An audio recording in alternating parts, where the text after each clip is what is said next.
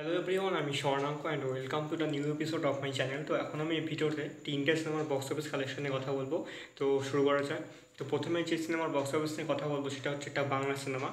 প্রিয়াঙ্কা সরকার এবং বনি সেন গুপ্তের যে সিনেমাটা মুক্তি পেয়েছিল রবিনস কিচেন, সেই সিনেমাটা পুরো ডিজাস্টার হয়ে পড়েছে। মানে ডিজাস্টারের থেকেও যদি খারাপ কিছু হয় তো সেরকম অবস্থা এই সিনেমাটা।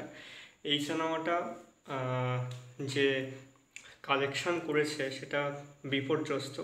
প্রথমে তারা দেখিয়েছিল সেটা হচ্ছে সিঙ্গেল স্ক্রিন যেগুলো রয়েছে সেগুলো থেকে টোটাল কালেকশান হয়েছে 7 লাখ এর মতো। তো সেই কালেকশানটা পুরোপুরি সত্যি নাকি সত্যি নয় সেটা নিয়ে তো প্রচুর জলঘোলা চলছে। আমি ঠিক জানি না এটা কতটা সত্যি, তবে এইটা নিয়ে প্রচুর কন্ট্রোভার্সি হচ্ছে যে এটা হয়তো সত্যি নয়। এবং মাল্টিপ্লেক্স থেকে এই সিনেমাটা মাত্র 2K কালেকশন করেছে, মানে 2000 টাকা। মানে বিপর্যস্ত থেকেও বিপর্যস্ত যদি বলা হয় তাহলে সেরকম অবস্থার এই সিনেমাটা। আর সিনেমার টোটাল যে পজিটিভিটি ব্যাপারটা সেটাও কিচ্ছু নেই। ওয়ার্ড অফ মাউথ খুব খারাপ। মানে 1 থেকে 1.5 সপ্তাহ থেকে 2 সপ্তাহ অবধি চলার পরে সিনেমাটা আর চলার একদমই কথা নয়। এটা ছিল আমাদের দ্বিতীয় যে সিনেমাটার বক্স অফিস কালেকশনের কথা বলবো সেটা হচ্ছে একটা গুজরাটি সিনেমা। এর আগে সিনেমাটার আমি কালেকশন বলেছিলাম, তখনও কিন্তু বেশ ভালো কালেকশন ছিল। সিনেমাটার নাম হচ্ছে ঝামকুড়ি। তো ঝামকুড়ি এই গুজরাটি সিনেমাটা আমি ভাবতেই পারিনি যেরকম একটা ভালো কালেকশন আনবে। প্রথমে সিনেমাটার কালেকশন দেখেছিলাম প্রায় 15-16 কোটি হয়েছিল, তারপরে 20 কোটি, বর্তমানে সিনেমাটার 25 কোটির কালেকশন হয়েছে। এবং 25 কোটির কালেকশন মনে হয় বাংলাতে গত 4 বছর ধরে কোনো সিনেমা আনতে পারেনি। সেখানে এই গুজরাটি একটা ইন্ডাস্ট্রি সিনেমা এই ধরনের কালেকশন করছে, ব্যাপারটা কিন্তু খুব বড়সড় ভাবনার ব্যাপার বাংলা ইন্ডাস্ট্রির পক্ষে।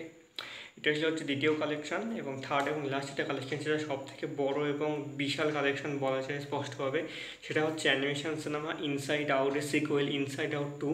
এই সিনেমাটা রিলিজের পর থেকে একটা বিশাল পজিটিভ নিউজ এবং পজিটিভিটি, পুরো ওয়ার্ড অফ মাউথ খুব ভালো এবং বিশাল একটা কালেকশন করতে থাকে এবং কন্টিনিউ কালেকশন করতে করতে সেটা $500 মিলিয়ন থেকে 700 থেকে 800 থেকে 900 পার করে চলেছে এবং $1 বিলিয়ন পৌঁছে গিয়ে এই সিনেমাটা 2024-এর রেকর্ড ভেঙে দেয়। এবং টোটালি যে 11টা সিনেমা ছিল $1 billion gross box office collection animation সিনেমার ক্ষেত্রে, সেইটা কিন্তু পার করে যায় এবং সেখানে ঢুকে পড়ে 12 নম্বর সিনেমা হিসেবে। এবং কন্টিনিউ আরও কালেকশান বাড়তে থাকে। 1.1 billion, 1.2 billion, 1.3 billion, 1.4 billion, 1.5 billion অবধি পৌঁছে গেছে। এবং এভাবে পৌঁছাতে এই সিনেমাটা বর্তমানে সেকেন্ড হাইস্ট ক্রসিং সিনেমা হিসেবে অ্যানিমেশন সিনেমার লিস্টে পড়ে রয়েছে। এখন বর্তমানে কালেকশন $1.594 বিলিয়ন। এটা $1.6 বিলিয়ন খুব সহজেই হবে। এবং প্রথম যে অবস্থানে আছে সেটা হচ্ছে দি লায়ন কিং, $1.66 বিলিয়ন। এটা হচ্ছে টোটালি যে মানে ওয়ার্ল্ড ওয়াইডে সব ধরনের সিনেমা মিলেমিশে যে গ্রস বক্স অফিস কালেকশন রয়েছে সেটাতে 8 কি 9 নম্বরে রয়েছে সিনেমাটা। আর ইনসাইড আউট 2 সিনেমাটা টোটাল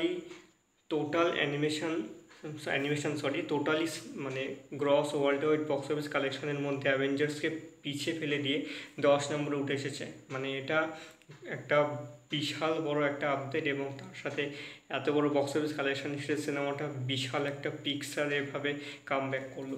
তো এটা তো বিশাল বক্স অফিস কালেকশন। তোমরা কারো দেখেছো ইনসাইড আউট 2? কারা দেখো নি অবশ্যই জানিও কমেন্ট করে।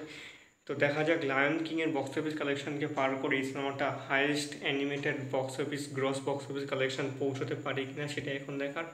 তো এই ছিল আজকের আপডেট বক্স অফিস কালেকশন নিয়ে। কেমন লাগলো অবশ্যই কমেন্ট করে জানিও। ভালো লেগে থাকলে অবশ্যই চ্যানেলটিকে সাবস্ক্রাইব করতে একদম ভুলবে না।